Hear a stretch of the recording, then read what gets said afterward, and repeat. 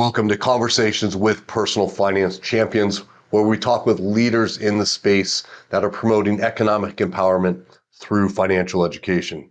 Today, we have a great guest, Ellis Cropper. Ellis is doing some amazing things with elementary school education. He's very passionate about the subject. For those of you looking to build a program for kids and young adults, he's the guy to listen to. He's going to have some great strategies and tips for you. In addition, we'll talk to him about other things that are important to financial literacy as well, forming relationships, building partnerships, and advocating for financial literacy education. Again, he's doing some wonderful things. So without further ado, welcome, Ellis. Thanks, Vince. Good to be here. I know we have a lot to cover, so let's jump right into it. And I know with the financial literacy space as it stands today, there's a lot of emphasis on high school adult financial literacy, but I think the most overlooked is kids. I know you're a major player in that space. Can you tell us why it's important to be teaching kids about money? Well, it's important because we know from research that our financial behaviors develop as early as the ages of 7 years old, between the ages 7 and 9. And so, just from that alone, we know we should start teaching it earlier. But from my experience, just year from teaching third, fourth, and fifth grade students at Vernon Hill Elementary School in Worcester, Massachusetts, the third graders are just taking in the information, right? It's no questions as to why. However, had a fifth grade student ask me, the comment was, so do you think we're adults or something? Why do we have to learn about money? Mm-hmm. And so that answers that question in and of itself. And so if we don't attack the issue early, then they continue to develop these bad behaviors around money.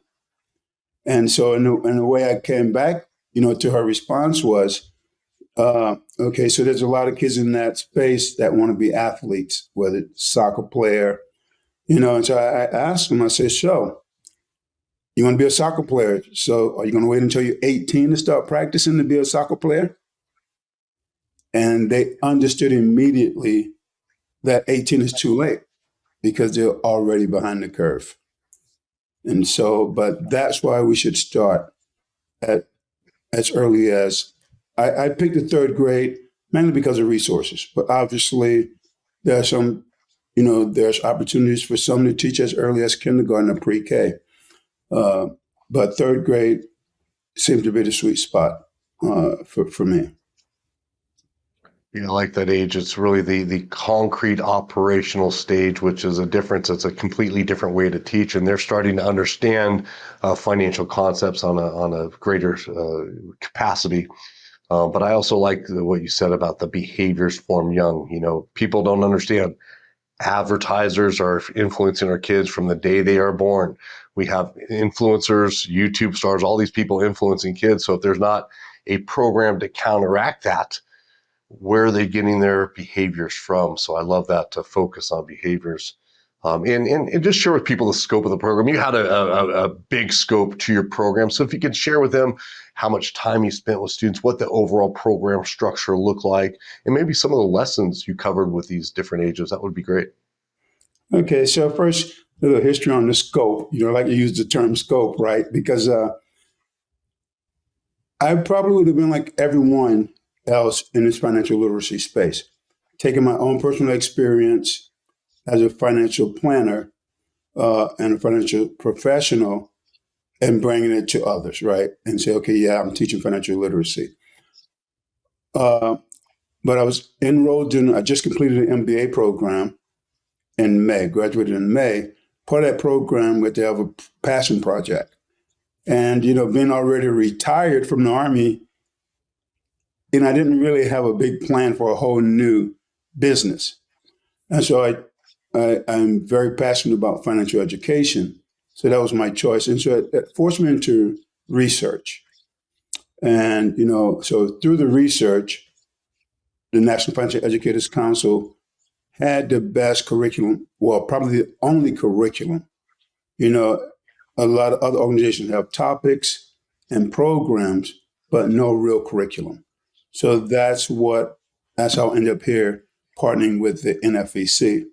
But when it came to the scope, So, I thought I would start with fifth graders in this elementary school because it would allow me some continuity at least for 1 year, so I could get to follow them at sixth grade, and then worry about building relationships with the middle school, right? That they would be feeding into. However, when I showed up on the first day of school, the principal changed the scope, and he asked could I add a third and a fourth grade class. But it was the best decision he could have made. Yes, it tripled my workload because I had to prepare for three different grade levels. And each grade level is different. So there Mm. is, you look at some curriculum, they have it grouped, okay, from second through fourth grade, and then you might have first through third grade and fourth through sixth grade, but they have them grouped. Unfortunately, all those grade levels, are at different skill sets. True. So you really shouldn't group them. Not saying that you can't, but you should not group them. And then when you group it like that, you have one size fit all for those three grades. Where's the scalability at now when you go from third to fourth grade or fourth to fifth grade? And so that's why I don't think we should have one size fit all for groups like that.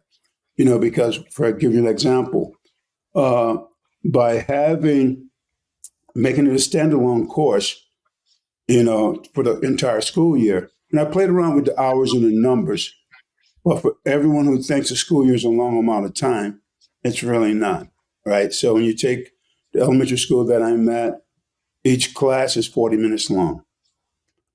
So the school year, when you take out holidays, it's approximately 30 weeks. Well, 40 minutes a week for 30 weeks, that is 20 hours. And I remember when we first had our conversation, I asked you about the length of the program. You recommended at minimum was 20 hours. And so that's what it comes down to, 20 hours. But a good thing, by dividing it through the whole entire year, you have time to really meet the kids where they're at. And when you're starting a program, you're introducing the kids to a new concept. So probably the first 3 to 4 classes was really just built on getting to know the students and establishing rapport. Because, outside of the third grade, when you get to fourth, fifth, and next year I'll be adding sixth graders, now you're really challenged about still the why we have to do this. They already have their own behaviors already developed. And now you're coming in and trying to introduce something new that's not exactly a game. And why do I put it like that? They do enjoy playing games. So you have to incorporate a lot into the curriculum. You can't make it just like another class. You really have to focus on what's beneficial for them, what's a benefit for them. And so with that, right, with adding those three, I tell people today now, most people think financial literacy is just about money. What I've learned from going through the program myself, but mainly from teaching it, is more than just about money. It's about lifestyle. And I'll give you a couple of examples. One example was a third grader.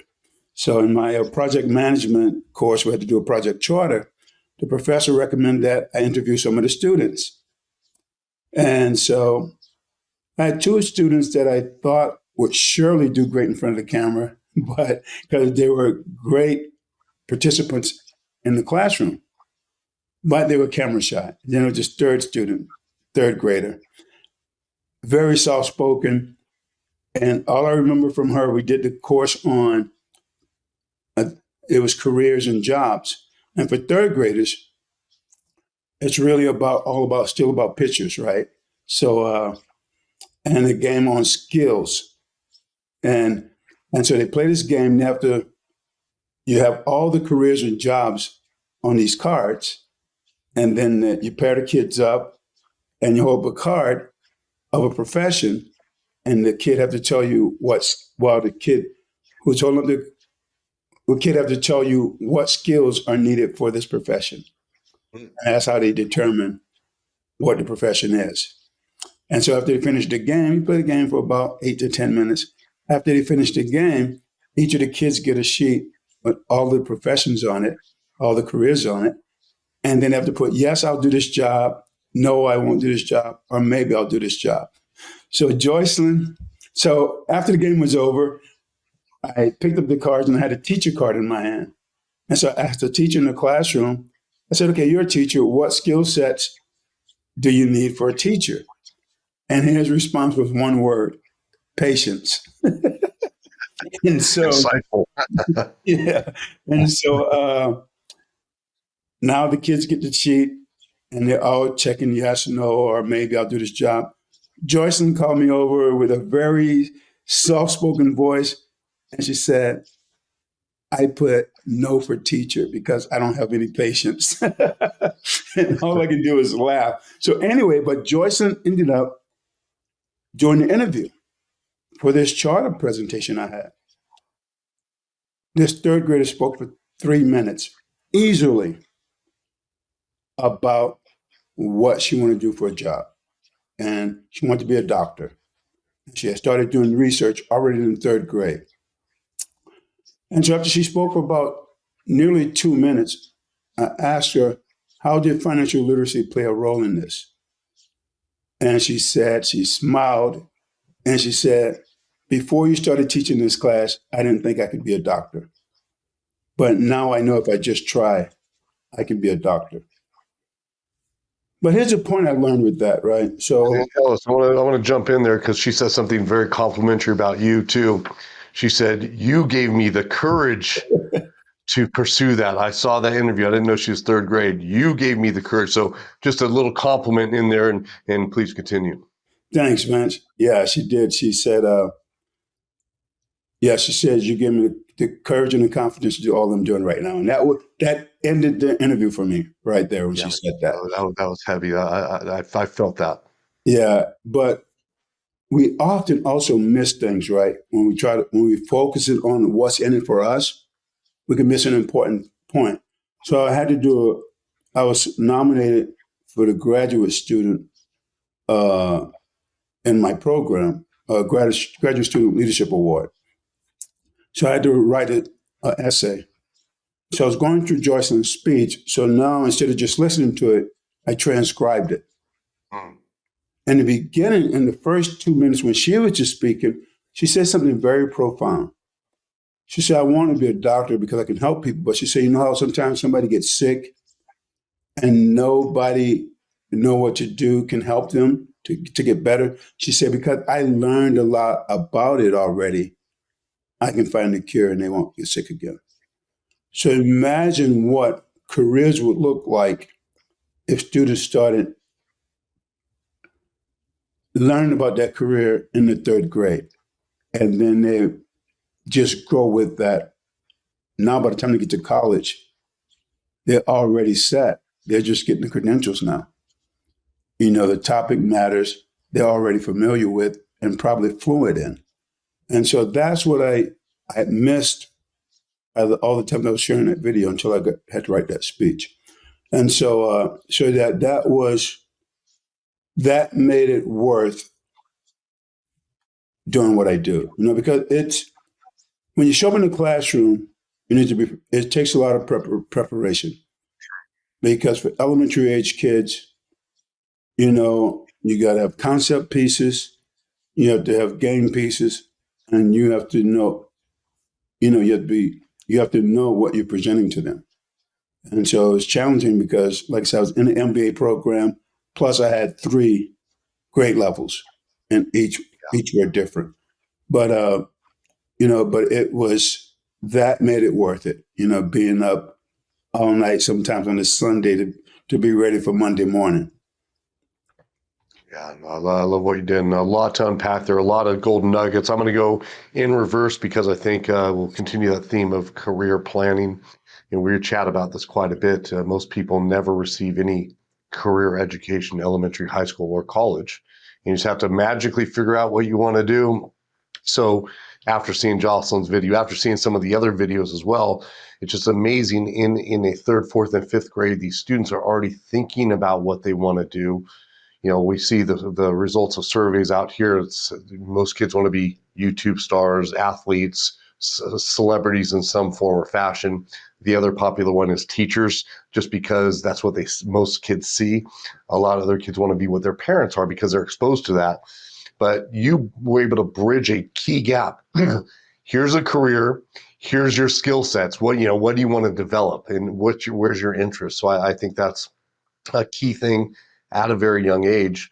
And it seemed like they were very receptive. So for other people that are, thinking about teaching elementary school, it seems like that's a lesson that can be really taught through all those middle grades in elementary school. Would you concur there? Oh yes, yes. It's so one of the things the professor asked me, who started the executive MBA program at Nichols College, he said, Ellis, I love it, but I want to see how are you going to change behaviors. Mm. And Yeah. so that became my focus throughout. And so now going back to the fifth grade class, right? I mean, to see those behavior changes. So talking about careers again, another fifth grader, she wanted to be a nail tech, so, and I pull resources from wherever I can pull them from. And so in preparing for that class, the state of Maine had this financial literacy site, and they have this career choice, right? Where you get to pick your job, they give you the average salary, and then they set it up, the basics you need for living, housing, food, transportation, and a few other things, right? And so when we went through that exercise, this one fifth grader, she was like, wow, I will not be able to do anything that I want to do with this income, with this career. Mm. And so, but what was even more profound than that, about 2 months later, we were doing a recap. It was coming close to the end of the year. And I asked people to share what they learned.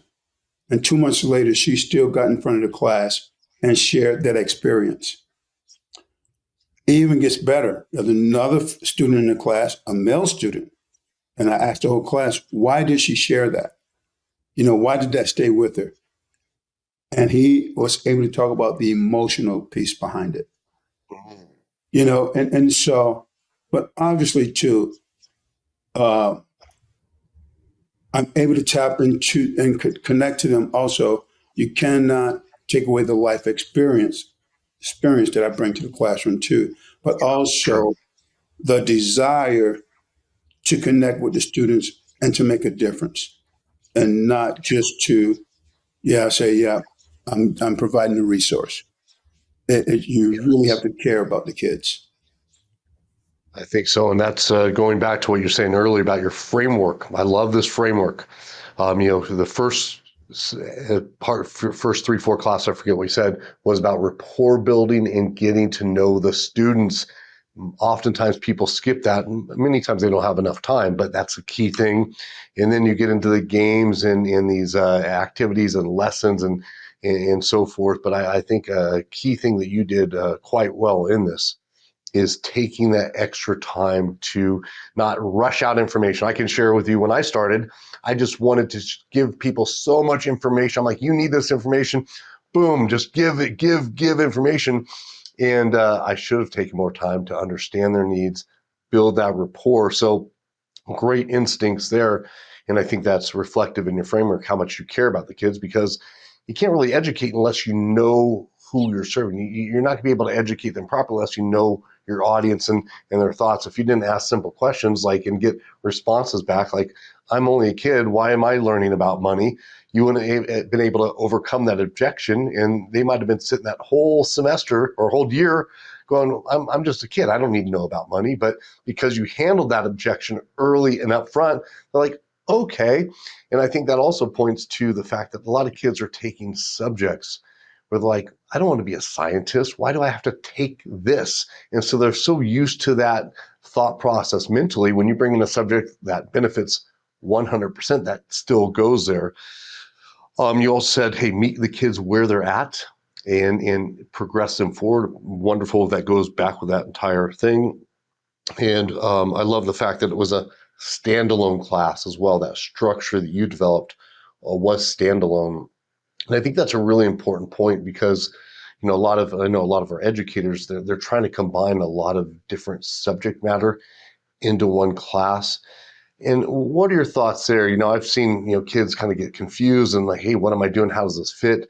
What do you think the benefits were with you being able to focus just on that one topic? So when they saw Ellis, hey, we know it's money time. Do you think that had a benefit when you were leading that coursework? Absolutely. So imagine, well, math jumps to my mind, but I don't want to use that. Let's say, imagine though you're trying to teach financial literacy inside of a civics class. What's the most important part about civics?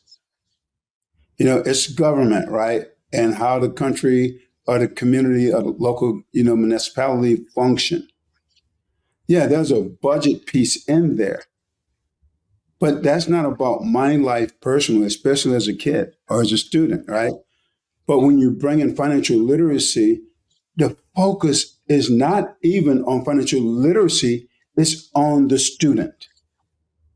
You know, and that's what The we, lifestyle you mentioned before, the lifestyle. Yeah. it is on the student. And now, if we want to do anything, and I'm very passionate about this, I can teach elementary school math inside of financial literacy. But I guarantee I won't get the same results if I try to teach financial literacy as part of the math course. True. You know, because what I find out from teaching financial literacy, even in fifth graders, they're very weak in math in this particular school. But that's the whole thing about, you know, we're putting emphasis on financial education anyway in the inner city schools, because those are the kids that are already in a poor school system. So, you know, imagine that we improve their math skill set, their reading skill set, because we're teaching standalone financial education. But if I got to teach financial education inside of math and you're already weak in math, you're not going to get financial education at all. True. But if I'm True. teaching you financial education as a standalone and you're weak in math, I have to improve your math skills. True. Yeah. So Yeah. that, And I agree. so you know, that's it right there in and of itself. Yeah, some kids just don't like math. And if you're putting financial literacy in there, it's like, well, if I don't like math, this is money. I must not like money. Where I think with financial literacy, we have so many sales points, right? And I think it's, you know, from the perspective of interest in learning the subject, I think we have a huge advantage in this subject matter, because when you can explain it in the way you did, overcome basic, simple objections early on, and relate this to lifestyle, their ability to live independently, you know, live their dreams, do whatever they want. We have a big sales platform, and we can teach math when they're excited about learning about this. Then they can learn the basic math principles they need to succeed. So that reverse education works in this case. And you know, I think going back to the outcomes you were talking about, I think what I'm kind of curious about, I know the kids, you've seen the behavior change, and you've even seen, I saw in the videos that I think it was Jocelyn too, started a YouTube channel based on her desire to become a doctor. So with that focus, which is cool. So that's action. That's massive action. Was there any reaction from parents? I'm kind of curious. Was there any reverse education going on? What was the reaction from parents? Did you have an opportunity to connect with them or talk with them? If you can share with us your thoughts on that and your experiences. So not as much yet, only because I think part of the language barrier, have a lot of Hispanic speaking families in that community. But I Mm-hmm. did speak to one parent because, yeah, we still, for some reason, with the scholarships we gave, up 80% of the money is going to a savings bond and a Series I savings bond, because, you know, it gets a grow with inflation to the kids who won the scholarship. And so far, only the one parent contacted me. It's almost like someone were just happy with the cash they received. But Yeah, yeah. we'll make sure they get those savings bonds set up. But one parent, I mean, you talk about, you gave me some kudos just now for what Joycelyn said. This parent couldn't stop talking about how much her daughter shared about what she learned every week in financial education. And so because of that, the parent shared she's going to open up a checking account, but she kind of wanted to speak with me to get some advice on that. And so, but that's a great question, Vince, because my whole idea behind giving the savings bond, now the parent has to get engaged. True. Because the parent have to provide their information in order for me to purchase the savings bond as a gift. But now the parent also has to go to Treasury Direct and open up an account because the child cannot receive the savings bond. The parent has to get it because the child is still a minor. So that was the, I got to admit, that was my 25-year-old son that gave me the idea of the savings bond because I was struggling with not wanting to give it all in cash, right? Wanting to have the kid invest some. So actually my 25-year-old son that gave me that idea. And but let's go back to something you also mentioned earlier, Vince, about making a connection with students.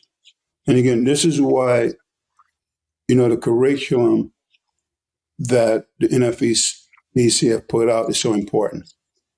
The curriculum is less about finance and more about connecting with the student and how to teach in the teaching framework. And one of the things that's in that curriculum for the instructor, to get the certified financial education instructor training, is that if you haven't connected with the student, they probably will not learn anything. Because if they're not, it's like, we say in sales, right? We buy from people and work with people that we like.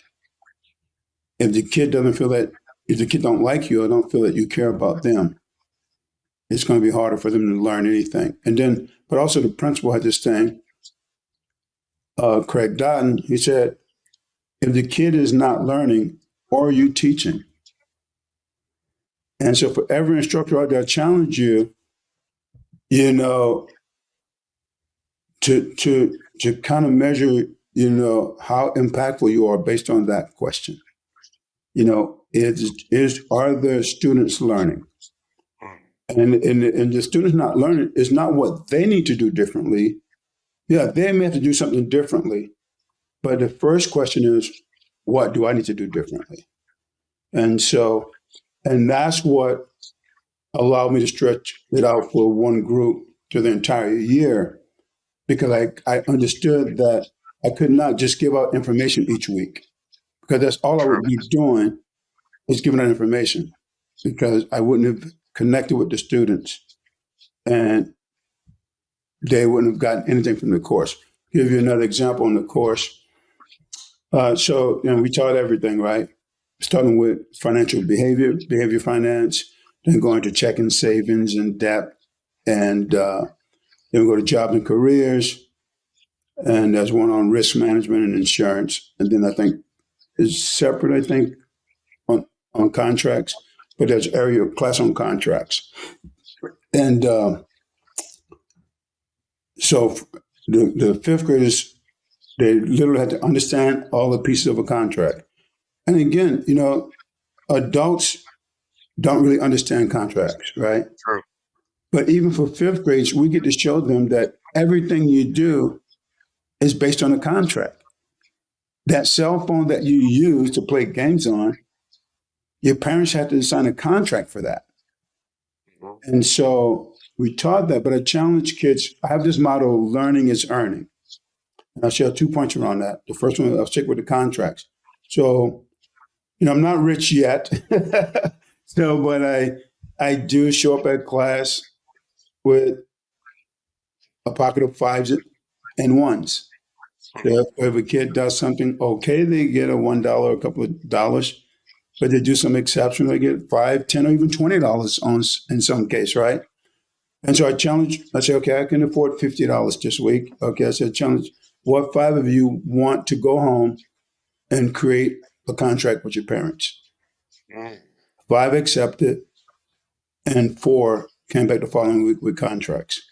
That's awesome. And they had to write the contract themselves. They had to have now I can't even tell you all the details, all the pieces of the contract now, but they had to have the terms, the lender and the borrower, and all those pieces of the contract. And one fifth grader, I'm like, no, you didn't write this. an attorney wrote this or something. Copy and paste from Chat GPT, huh? Yeah, it was just that good. But Yeah, even yeah. if it was good, you know, you also got to be realistic. It wasn't realistic because a parent had lent her either $50, but she had no way to pay it back. You know, because you you don't get an allowance, you don't have a job, so how are you going to pay it back? So you know, and so we keep it that real with them. But we learning is earning also showed them that you know, so I don't just come to school to teach financial education. I go there to improve their lifestyle. But I show them the benefit of being a good student, right? So, and I break it down to the point where, okay, you want to go to college, and we picked a local state college in the fifth for the fifth grade class, and it was like I know for a fact because my alma mater is $22,000 a year to go there, even with room and board, right? But you break it down,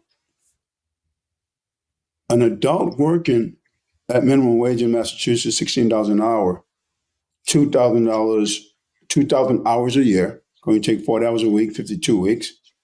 And out of the year, most people have a 2-week vacation, let's just say. So you work 50 weeks a year. That's 2,000 hours you're working for that year. You're barely making enough to be able to afford that tuition. True. You know, you'd have to make, but in order to afford that tuition, I think we came out, you have to make $27. Well, no, let me go back. So that was the baseline, right? And then now, but for a kid, how many hours are a kid in school a year? I think it's only around 235 hours. And so I showed them they're literally making, they have to make $81 an hour. So basically, if you go to school and you're getting a scholarship for for that school, basically every day you're in school, you're making $81 an hour. So imagine that you're getting paid to be a good student. But like with a job, if you show up for school, if you show up at your job and don't work, you're not going to get paid. You're going to get fired. So the same thing happens when you show up to school and you don't participate, don't study, you miss your opportunity to get paid. Very true. And, you know, it's amazing that the money side of college really isn't taught in schools either. My college planner, school counselor, whatever you call it in high school, told me, okay, go visit 3 to 5 schools, see which one you like the most and go there, right? That was, oh, okay, no ROI, no money. I didn't even know what school cost really at that point. You know, I knew there was an investment and so forth, but I had no idea. So the fact that young a level, we're talking about that. They're exploring careers, and you know, through that career exploration, hey, do I need a full-on college, or if I want to be a nail tech, is there a specialty school, and what does that cost? So just getting them understanding, hey, I'm going to invest money, and I'm going to get a return based on that, and based on the profession. So I mean, these are thought processes kids don't even get all the way through college, right? Even my college student loan counselor, it wasn't really about money. Hey, here's how much you get, you know, don't blow it all at once. There was no real financial education. So for third, fourth, and fifth graders in your example, to get that, amazing and very much needed. And like that example of the contracts too, hey, their kids are going home and practicing with their parents. And, you know, I think that can stimulate conversation there. So I was really impressed with the structure of the course, everything you put together, how you engage the various stakeholders. And I also like what you did at the end, right? Because I think there's a visual element and a excitement that you built around financial literacy with that graduation ceremony. And I want you to address 2 things. One is the graduation ceremony, what the kids' reaction was. I know they received big checks and so forth, which was very cool. In addition, you recognized your partners with a plaque as well, which I think is great because you're building great relationships. So just give me an idea what that ceremony meant for the students, you know, what it was like, and any details you could share, and any words of advice to other educators considering some type of finale type event. Well, that you know, so think about it. We should do a closing report anyway, and I can't remember exactly. It's all in the packet. if you Closing report, case study report, all the same. case Yeah. study report, right? And so think of the graduation as a part of that. Hmm. The first visual of that graduation is about 70 kids between the 3 grade levels. To see them at the end of the year be excited, even if they didn't participate, they didn't provide match participation throughout the year, to see all of them be excited about finishing the program and receiving a certificate, even if they didn't win a scholarship, right? And so that was the first thing. They were just all excited. The second piece was to see the kids come up and get the scholarships and, be recognized. And I mean, just an experience that I don't think any of them experienced at that level, right? Now, I've been to the school, I've seen the principal, they do recognize the kids, for attendance and good grades and all that stuff. But, this was just another level, another experience. And then the third piece, the partners. What we have to understand, there's no me without the kids, right? But for me, it was even more than that. Me giving to them made my MBA experience that much easier and that much better. But because I chose financial literacy and had a place that I can go to and basically practice, because that's what I was doing, right? Because it's the first year, it put me in a position to be recognized as an outstanding graduate student. And so, but I couldn't do that without the principal of that school. But the principal of that school, he had to find windows and pockets, right, to where he can fit something in that would be beneficial for his students. And I'll be honest with anyone out there that think it's going to be easy. He did not give me a whole lot of help. He gave me the spaces. I had to even print all the material myself, even with the increase of the scope, right? Because the whole thing about the scope, right? It increases the budget. When you change the scope, it increased my budget and it changed my schedule, called for more time in the schedule. And so, but he would have did printing, but it would have been in black and white. Well, to some, it might not seem significant, but when you're dealing with young kids, color really matters. Presentation matters. And so, but he didn't have the time to sit down with me. And, we understand we should meet with our stakeholders regularly, but there were some weeks he couldn't meet with me. I couldn't give him feedback because they're just that busy. So you got to understand that when you're teaching a program, especially at the elementary level, you really have to take ownership of it and understand that whether or not every elementary, because my vision is that every elementary school kid gets financial education. And notice I didn't call it financial literacy, because financial literacy, we have this misnomer of that it's just about money. No, it's about lifestyle. So I think we all should be getting financial education. But in order for me to be a good advocate for that, I have to do the best job possible right now, so that the results and the data will show that it's beneficial.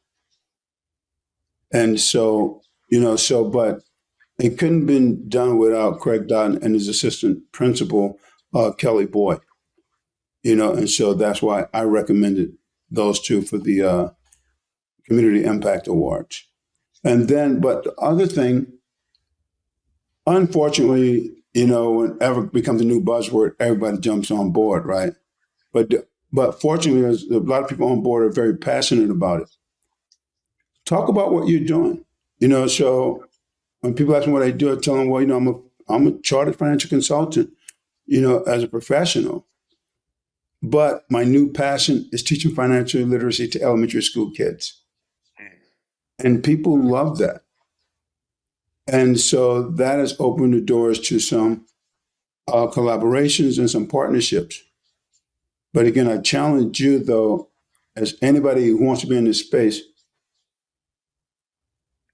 do it as if the next generation depends on it. Not just something to put on your resume. Yeah, I give back. But I'm going to go back to the same thing Craig Dodden said. If the students haven't learned, What are you teaching? But yeah, so that was the thing about the graduation. It was, as you can, well, you saw the video. Everybody haven't seen the video, but it was an exciting time. Yeah, do it as if the next generation depends on it. That's a beautiful statement. I fully concur. And the thing I like about your program too is it is not stopping, right? You're continuing next year, third, fourth, fifth, now sixth, because you're following the students. It's not just one and done. Okay, you have a financial literacy program, good luck, or financial education program. I like that term better myself as well. Good luck. No, you're following them, because just like any course in school, it's not just you took one semester, 1 year of math and you're done, 1 year of Spanish, you're done. No, they follow you year through year with any core subject. But with financial literacy, it's like the average student gets less than 20 hours total in their entire career. So, if you're following them, we're going to be looking at 100, 120 hours if it's going through high school, which is, I think, would make an amazing difference in just what would happen. And going back to those partnerships, I can relate fully. My first speaking opportunity, Orange County Juvenile Hall, a guy named Keith Laszlo, I believe his last name, Laszlo, really good guy. And he was excited, right? He was excited, but I learned that lesson you did. You need to take charge. He gave me the venue and the students and said, here you go. So, I think a lot of people new to the space are missing that. And they almost feel like, well, they're the experts. I'm just going to come in and speak, right? But no, you need to take charge. Make sure things are printed. Make sure kids are informed. Make sure you're providing them communications. Make sure you're organizing these types of events and ceremonies and thinking of creative things. Don't rely on those people. He's a principal. He has a lot of things to do, right? He's a whole school to take care of, compliance, accreditation, all that stuff. His plate's full. And he gave you a venue in that, and that's going to be very common. But I think the beauty with him and Kelly was their end goal was what's best for the students, and he was able to carve out that time, which is so hard in public school systems. Like, oh, we need to focus on test scores and so forth. But he carved out that time, and I'd be curious to see how their overall schooling increases in performance. If so, because now they're motivated, now they have careers in mind. Will this impact their core subjects? Will they be better students? That'd be very interesting data to gather. That would be a big study all in itself. But I think that motivation you're providing them would, and that follow through. And so everybody else out there, if you're thinking about, hey, I need to go find 50 organizations, well, not really. If you find a couple you can really sink your teeth into, follow them year to year, grow a grade or two every year, that's going to keep you busy. And I know you're teaching third, fourth, and fifth grade the same day. And that presents its own challenge, like to go from the mentality of a third grader on, the early morning and then fourth and a fifth. I mean, that had to be a mind shift. How did you prepare for that transition between each of those grades? Yeah, it was challenging. Actually, I went from fifth grade. I taught fifth grade at 8:30 in the morning. Then went from there to the third grade class, and then from the third grade to the fourth grade class, back to back. So I had no time, no break in between either. Right. And the fifth graders again was always challenging. So I would show up at the third grade class most days 5-10 minutes late because I'm dealing with the fifth graders who were challenging, just didn't get it, and it was more their behavior. So dealing with behaviors. But I'm glad you brought that up, Vince, about the 3 grade levels, right? And why scalability is so important. So let's take speaking about risk, teaching about risk management and insurance, right? So third graders are learning, their curriculum is focused on the cost of ownership. So for example, and have pros and cons, right? Of the cost of ownership. So I found a video on the pros and cons of owning a rabbit. You and Yeah. so, That's what people don't understand, how much pets cost. That's one of my biggest things. You want to buy a dog, it's costly, but go ahead. yeah, so look at the cost of ownership, and and then the protection piece, for them about how you protect your laptop and all those kind of things. But now the fourth graders is not, it's still under risk management, But now they're learning about positive and negative risk. Is it worth the risk? Mm. And then fifth graders are truly learning about insurance, right? But the different types of insurance and the different costs of insurance. Now, let me take a step back, right? Think about it now. So those third graders are going to be in fourth grade next year. Now, so they understand the cost of ownership. Now, next year, they're going to be learning about positive and negative risk taking. And so now, yeah, Yeah.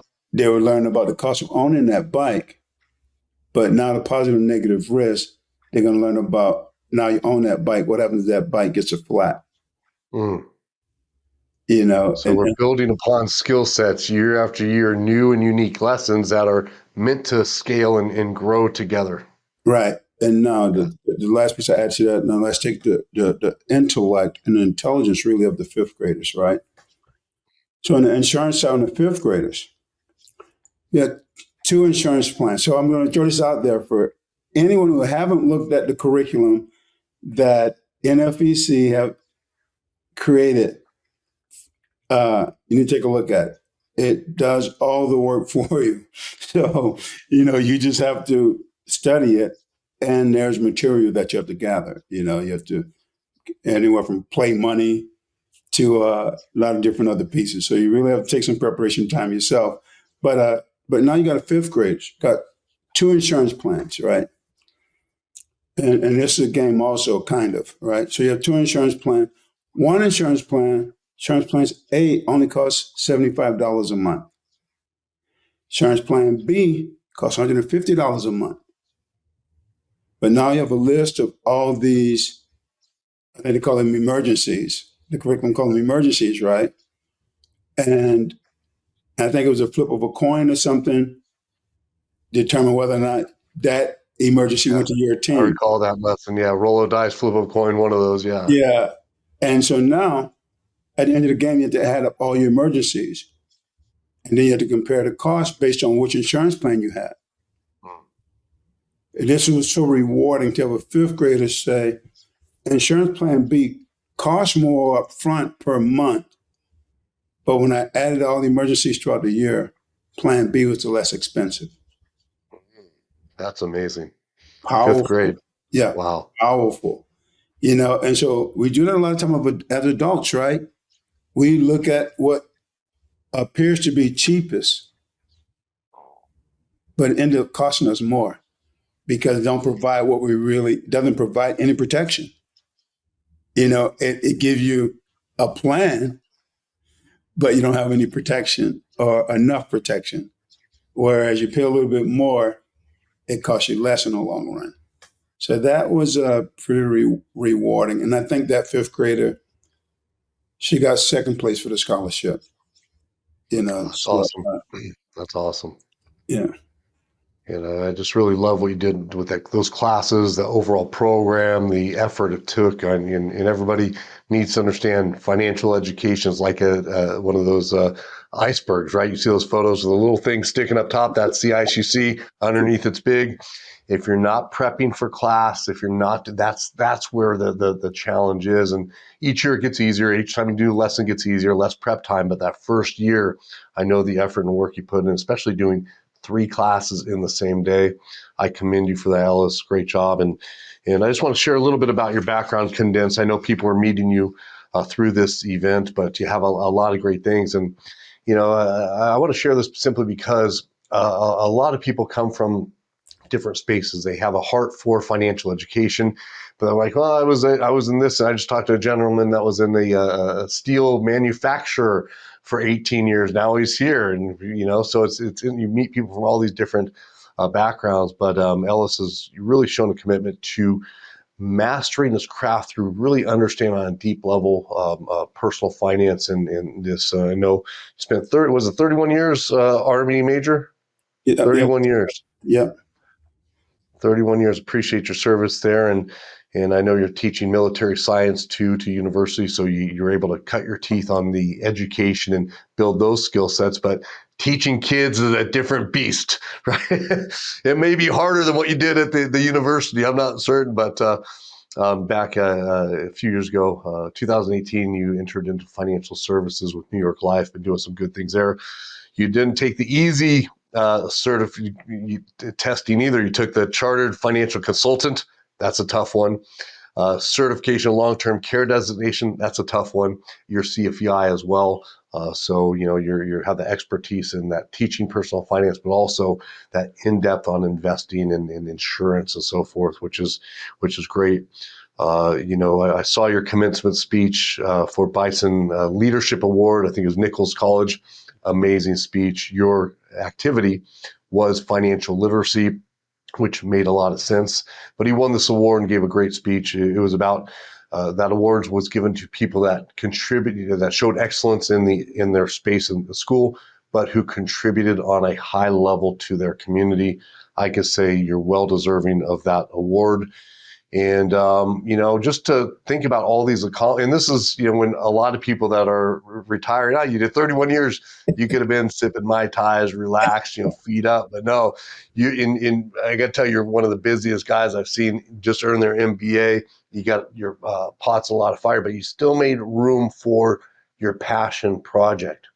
Now, going back, I know you have a humble history and really just built, this thing. And I know you developed a work ethic very young, talking with you before. Maybe you could share with people about that importance, because I think that's also a thing that your mother was able to bring to you that, you're passing on to this next generation, and maybe how important that is to give a little bit about your history and how important it is to pass on work ethic to this younger generation. Yeah, that's sorry about that. My mom passed about 3 years ago, but but I would say there's really no excuse, right? Uh, doesn't matter where you come from. I'm happy to tell people well, first of all, my mom was 15 years old when she had me, and let's make it even tougher. Before she turned 21, she had 5 children, Wow. and so I still don't know how she did what she did. But my mom, education was very important to her. A C was unacceptable. A B meant you can do better. Mm. And so that was the standard.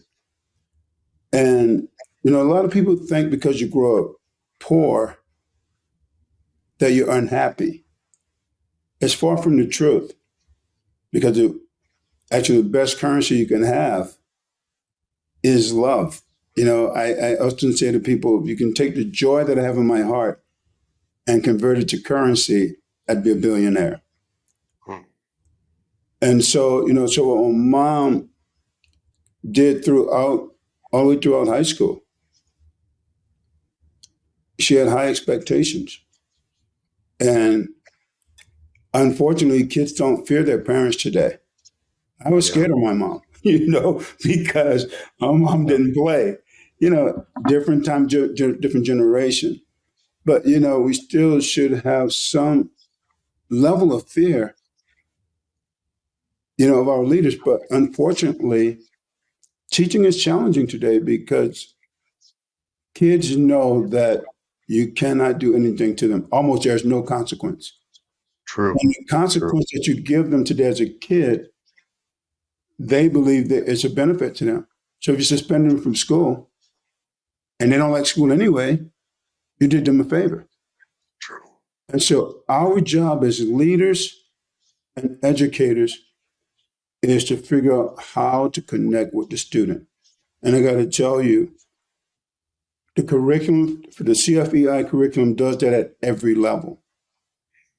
When you look at the trans-theoretical, levels of learning, Mm-hmm. or you spend a lot of time on Bloom's taxonomy and web depths of knowledge, it's really that curriculum spends a whole lot of time. And I tell the teachers, in the schools that I'm at, I want you to take this program, but it's not, even if you don't teach financial literacy, you're going to be a better teacher if you go through this training.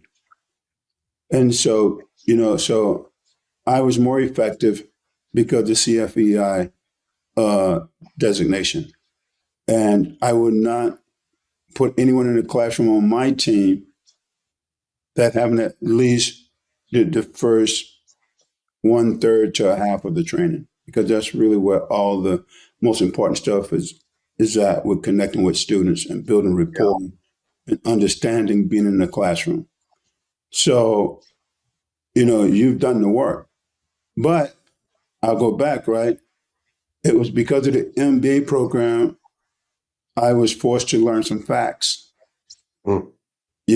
And therefore, in order to learn facts, you had to do research. And the research led me to NFEC, which is the only program that really has a curriculum, that's already in place. You don't have to do anything else to it, but, you can find other resources to supplement it. But as far as the curriculum, everything's already there. You just have to study it. Yeah, I appreciate that. I'm glad we've met. The MBA program led you to us. You've been a great partner, great asset, and very appreciative for everything you're doing. I know you're the founding member of our Massachusetts Financial Educators Council. Listen, Massachusetts was not on our list to open. We're going to hit the most populated states. That was it. California, Texas, New York, Florida. That was kind of it. And Ellis comes along. I have a hour-long conversation with him. I'm like, damn, this guy's selling me, right? I just mentioned it. He's like, oh, I'm interested. I'm like, this is because it costs a lot of time, money, and it's resources to go into that. And it's like, when you find partners and people like Ellis, you just got to grab on and take the leap. So I appreciate you and what our goal and mission there. I know we're well aligned is increasing quality programming, advocating for financial literacy and higher standards in schools, and building relationships. And I know you've been a vocal advocate for the standards as they're in Massachusetts now. They don't mention anything about elementary school education. I know you're passionate about, in not just Massachusetts. If we look across the board, there's about half states that require financial literacy, not on a scale that will really make any significant difference, but they require it. And none require mandated courses in elementary school. I know when we were talking, like, hey, I want to bring this up. This is an important point. Why aren't they teaching young kids? Because you get a semester, in high school, anywhere between freshman or senior year in high school. It's like that's it, right? But there's no scaffolding. There's no building on the skill sets, like you said earlier. And so I'm glad you're just an advocate for that. And if you had like one message to legislatures and schools about, hey, really instilling a high quality financial education program in elementary school, what would you say to them? Well, first I'll ask them a question. Think of a workshop or convention that you spent a whole lot of money of your own personal pocket for a weekend, or maybe even 40 hours. How much of that did you really take and apply? And this is something you paid for. And so now relate that to a high school student that you're going to give 40 to 60 hours of financial education somewhere in that 4-year period. How much you think they're going to use versus investing resources in elementary school and building on that each year. By the time they get to high school, they're all set. And so my goal with that, those third graders that I had last year, definitely will follow them all the way through high school. So obviously you have to grow a big team to be able to do that. So, but at least each year you have another year to prepare for the next, right? So next year, I know next year I'll be adding on, this upcoming academic year, add on sixth graders. Well, now I don't have to start building relationships for middle school now until next year, because that's when I need to add seventh graders. But your package has some great workshops for young adults and high school students. So we can take those curriculum and offer them as an elective for now to these middle and high school kids.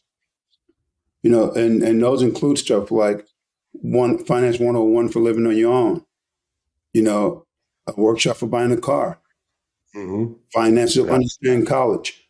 So those are the type of the things that those high schoolers need. Unfortunately, they don't need to know how to invest in stock right now. Yeah. You Yeah. set them up for failure if they don't have a foundation, you know, Yeah. because, if I'm just investing in stocks and don't understand, I'm really just gambling. But it's kind of like anybody gambling with money that you can't afford to lose.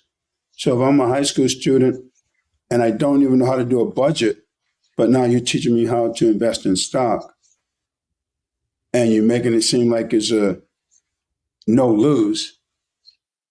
And now I invest in stock and I actually lose. Now I'm in worse trouble than I was when I started. Yeah. And Yeah. so, but if you start teaching in elementary school, now you're not really just investing in stock, you're understanding retirement planning. You're understanding lifestyle. So now you have many, as we say in the financial field, buckets of money already. But here's the key about teaching in elementary school, and that's what I'll leave you with this thought, Vince. I'm teaching kids to live on 50% of your income, right? Because now the rule is right 50, 30, 20. Mhm. 50% is for your essentials, 30 is for your variable expenditures, discretionary spending, and 20 invest. But imagine if 50% was for our basic and our discretion, we're Love it. investing the other 50% because, and it could be 50% depending on your income, right? But we should be teaching kids to maximize their 401k or retirement fund contributions every year first. Great. And, I can get into that because when you maximize that, now you're buying money at a discount. So you really want to talk about investing? If you're in a 22% tax bracket and you put $23,000 in your 401k every year, it only costs you $18,000 because you got a $5,000 tax savings or a 22% tax savings right off the front. And now if you made 100,000 for tax, but your tax and not even taxable income, your earned income is not 100,000. Now it's only 78,000. And now when you subtract your standard deduction, you just lowered your taxable income even that much more. And so you're paying yourself Yeah. front end and the back end. So that's what we can do when we start teaching financial education in elementary school. But if we wait till we're already in high school and have bad financial habits, teenagers already spending it. They made $100, they're spending $100. Or 120 sometimes. Yeah. If we And get the so, parents to today, I need another $20 here. Yeah. yeah, so we're teaching them, we already allow, whether we taught them or not, the behaviors already show I'm spending 100% of what I earn. But we're teaching third graders about budgeting already and about saving. And just what did the fourth grader say? And I have to send you her speech because she gave me an only hard copy, and I didn't give it to her before the scholarship ceremony. Mhm. But I have to send you Jezebel's speech. Phenomenal. Really? Okay. I want to see it. Yeah. But she talked about in there, she had saved $33 as a fourth grader, more money than what she had ever saved. That's awesome. Those habits start young, and you're scaling that. And I agree. It's like, getting back to the Massachusetts bill, they required untrained educators, meaning teachers had no training to teach personal finance. They required them to teach cryptocurrency and online stock trading. That was a mandate. So it looks like the bill's going through, but it's scary when they just selected that randomly. But to Ellis's point, there's a more basic, simple thing where we're getting them in the habit of savings, understanding investment vehicles, not trading strategies, right? And we see the problems with Robinhood and others. And wonderful. Hey, if we had all the time in the world and we were doing a full year of, from kindergarten all the way through high school, maybe we can get them to that point where maybe, hey, there's a stock trading class, right? But for the vast majority of people, they'll never get there because it's a full-time type job, or at least you have to invest a significant amount of time and capital into that to make it right. Sometimes, when you start a business, anything, if it's stock trading, you're losing money initially, right? You just got to learn through the school of hard knocks. But, to Ellis's point, hey, we could teach them a very, much safer and simpler strategy that has tax advantages versus online stock trading. Okay, what am I going to day trade today for some, 10th grader that has no financial literacy education? Yeah, So, and once again, if you look at the NFEC's curriculum, by the time they get out of middle school, they already have a good understanding of stock trading. yeah, yeah, But that's only a small piece of the whole financial education. yeah, Now they understand I could afford to invest this in a stock because my budget allows for it. yeah, yeah. You know, and and so yeah, it's unfortunately, these are the challenges I have. Congress knows what it takes because I've read some of the hearings that Congress Hmm. held, Yeah, and some of the educators and psychologists talked about the importance of teaching financial education as early as possible. hmm, But unfortunately, most of the financial literacy have come from the financial industry, right? Bankers go out and teach it. And so when it comes to influencing these bills, who are they looking to? The people who are the stakeholders in the community that is providing the minimal service that anyone is getting. true. But we need to start going back and doing the hard work instead of writing a bill that we know doesn't get us to where we need to be at.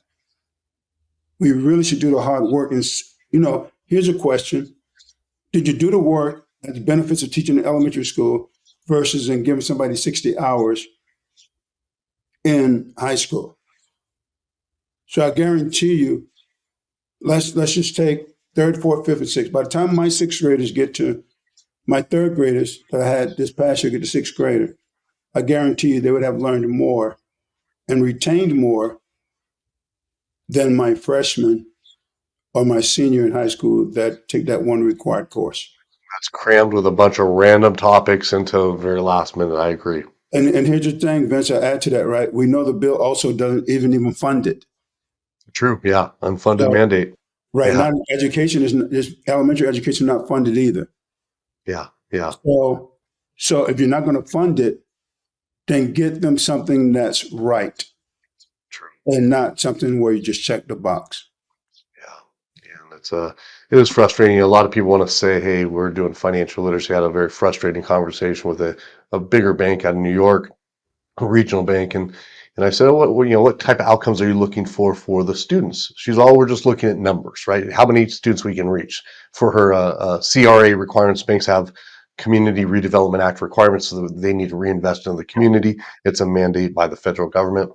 And I'm like, no, no, no. I mean, what are you looking forward to achieve from the students? Are we looking for behaviors? Are we looking for, what type of results are you looking for? So I just need numbers, right? I just need student heads. It doesn't matter what they get. I just need heads. I'm like, okay, well, I don't want to do business with people like that. So that was a very short conversation. I kind of give her my opinion as far as what she should be looking at, but she had her own principles, I guess, and not aligned with ours here.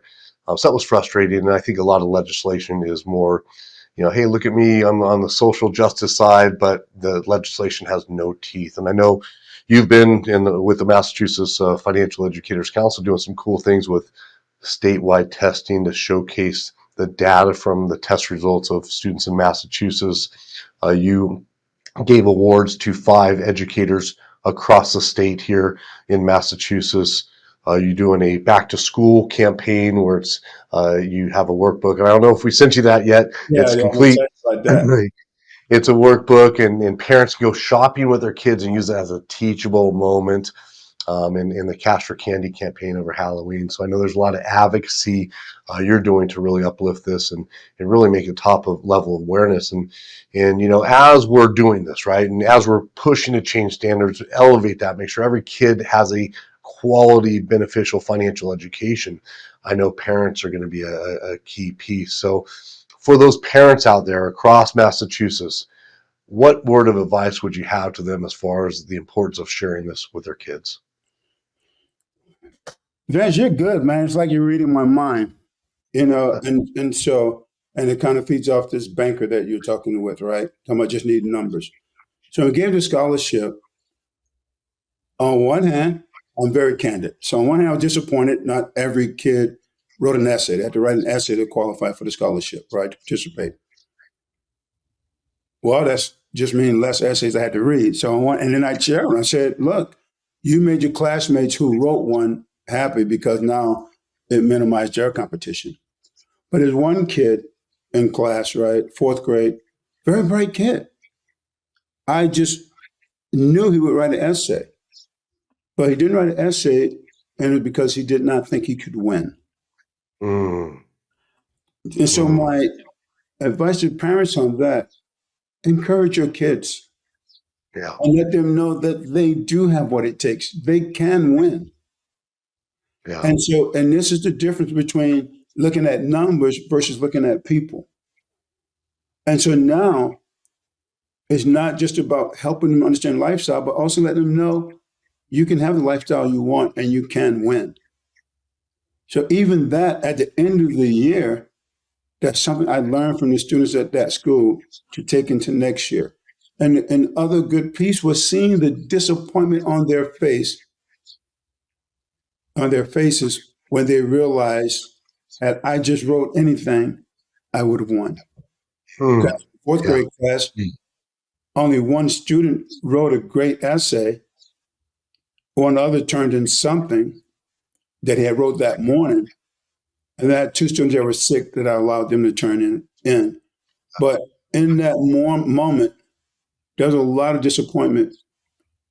And so, so there's lessons learned. But for the parents, get involved with your kids' education Yeah. because learning is earning. If Is there true? they might not decide that they want to go to college until their 10th grade year. Are you going to be prepared? Have you saved? What if they told you they were poor students and didn't want to go to college? And then all of a sudden, in junior year, the light bulb goes off and they decide they want to go to college. Whereas if you taught them to be a better student, whether or not they want to go to college or not, now they're in the running possibly for a scholarship. But if you've been a bad student, you're not getting a scholarship. And so for parents, right, I tell the kids they have to invest in themselves. Because if I bring in an investor, and the investor they're gonna know why should I invest in those kids? And those kids are the ones who tell that story. True. True. But if the investor shows up in the classroom and the kids is disengaged, not interested, can't tell them anything about financial education, they're not going to fund that program. And that's what I teach to the kids. So in the same way, I would say to the parents, invest in your kid. Mm-hmm. You don't invest in your kid's education, then you're going to wonder why the student is not learning at school. Well, my mom don't care. Why should I think the teacher cares? Yeah. Yeah. And so that's how they can help get involved in their kids' education. And now when they get a chance to take financial literacy class and they come to, if they're at a school that I'm at in Worcester, there's going to be some cash that they're going to have opportunity to receive on a weekly basis and at the end of the year. And so learning is truly earning. True. And I think, yeah, inspiring hope in your kids and saying, hey, you can win, you can do this. You don't need to be the best writer or whatever, but if you're sharing what that class truly meant for you and being involved, that can be a game changer. Just on a final note, then I'll have you share your contact information, how people get a hold of you and so forth. But what did this class mean to you? I know you had this vision for a while. You spent a lot of time getting the education, studying, practicing, going through the curriculum, modifying that to really meet the class where they're at. What did it mean to you to teach, and how are you feeling now that you've had a successful class where with great feedback from students and some from the videos I saw, some very touching moments. What did that mean to you as a financial educator?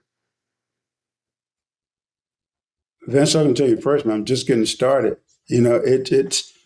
I'll tell you what a saying that I heard, right? Somebody said, I heard this quote before, I'm a success today because I had a friend that believed in me and I didn't want to let him down. Hmm. So this is important because there's people that believe in me and I don't want to let them down. So it's coming from both sides for me. It's understanding that the kids are my future, right? They're our future.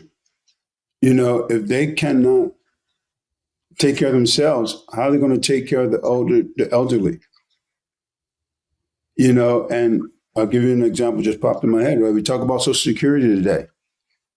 Well, if this generation don't make enough income or can't afford to contribute to even Social Security because they can't work, because they're so undereducated, how is Social Security going to survive? True. And then, you know,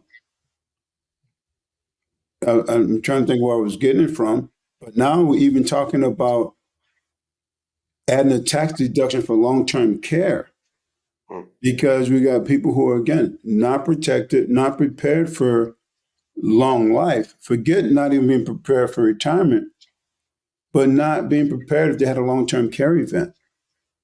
And so now we're talking about everybody having to pay for long-term care from payroll deduction because we're not financially prepared. We're not financially literate. And so I'll end with this one, Vince. Uh, I think the NFEC put out the report in 2022. Well, the average family, financial illiteracy costs the average family $1,891 a year. Yeah. And so therefore, I think it's 2022, it cost Americans over 420 billion, something like that. It was in the hundreds of billions. I think it was over 400 billion. Yeah. Yeah, over $400 billion, right? Now, some of you listening may think it's not realistic. And so when I meet with my clients, there's three things I talk to them about first. Number one, budget. If you don't know where your money is going, what do you want me to do? So that's number one. Yeah. Number two, I mentioned it earlier. If your employee has a retirement plan and you're not contributing to it, once again, what do you want me to do? You're getting automatically 22% return on your money, or put a different way, you're buying money at a discount. So for every $100 you contribute to your 401k, it only costs you $78. Period. Look, it's a fact. So people can talk about, Roth this and Roth that. No. Contributing straight up to traditional, you automatically get a 22% return. And then number three, I tell them permanent life insurance. So that's the three things I talk about first. But I brought it up because of, budget, right? I worked with a client, showed me their budget. They were paying $600 a month for car insurance. Wow. And they Wow. didn't have Lamborghinis and, Hmm. Mercedes. They were like driving Yeah. minivans and Hondas, right? And so first thing I said, do you have a family member that's a veteran or in the military?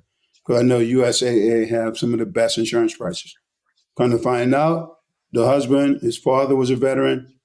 The following week, they contacted me. They lowered their car insurance from $600 a month to $400 a month. So that's a 2,400 a year. Yeah. year Yeah. savings.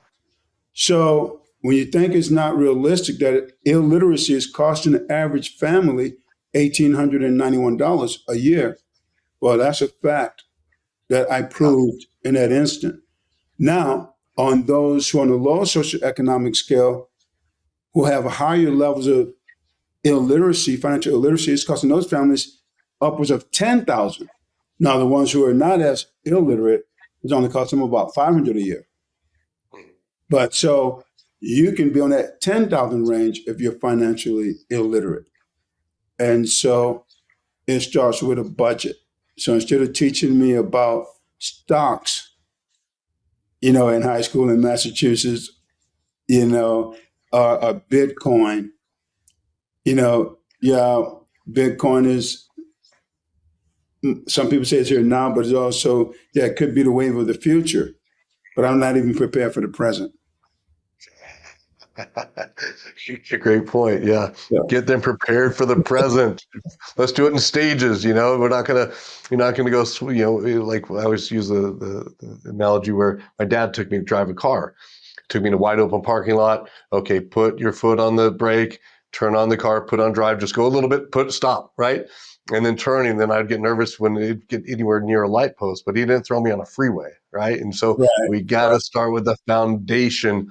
And just to wrap up, a thing that's staying with me for all those educators out there, and I'm taking this from you here, Ellis, do it as if the next generation depends on it. So everybody out there that's educating, treat it seriously like Ellis. You're a role model for financial educators. The way you built out that program, your focus on student outcomes, your how you rolled it out, the time and effort you did to put that together, partner with all the groups, print materials, execute that. And this vision of expanding and staying with them, I love what you've been doing. I'm just very excited.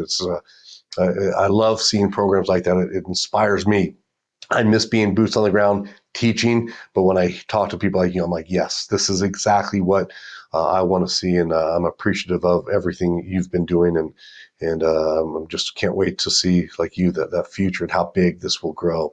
And if you can, please, I know there's going to be a lot of people that want to connect with you. And if you're in the Westchester, Massachusetts area, reach out to Ellis. He's building really trying to scale this program. So reach out to him. And Ellis, if you could share your new company name. I know you've recently launched your new company name as well. If you share that, your contact information and any final words, that would be wonderful. Yeah. So, company I'm looking at, nonprofit I'm looking at rolling out is financial education advocacy. Leave it at that for now. Best way to contact me, I'll give you my cell phone number, but via text, right? 774-261-0388. So that's first. And then my email is my first and last name. So ellis.cropper@gmail.com. That's ELLIS.CROPPER@gmail.com. And only because I haven't accepted the email yet for the new company. Well, actually, I think I did, but I haven't really put it on a platform. So, but that's the best way to contact me now. And also, if you're in the Worcester, Massachusetts area, I'm looking for, especially if you already have the CFEI designator, looking for educators and looking for someone that just want to teach one grade level between third and sixth. That way, we can expand more to more schools, but it lessens the workload for the educator. And then I think that the other benefit to the student, by being focused on one grade level, you really become perfect. You get to perfect that curriculum, but you still have the opportunity to branch out, but at least you get to perfect that curriculum. So. Great points. And this way, Ellis isn't running across campus, papers flying out, trying to get to the next class. Give him a break there. He's busy. He needs some support. So he's doing some great things. And I love what you're doing, Ellis. I'm excited about this future. I appreciate all your support here, especially what you've done for the Massachusetts Financial Educators Council, building that. And I'm just excited again to see what's up next for Ellis Cropper and the difference you're making in students' lives. Thanks for being with us. Vince, I can't say I can't do what I'm doing if it wasn't for the NFEC, because I don't know how you do it. I'm looking at you constantly adding states. So again, I couldn't do what I'm doing without the support that you've laid out. Hey, we're a good team, man. I look forward to many other exciting opportunities together. Thanks. Hey, thanks again. All right. Well.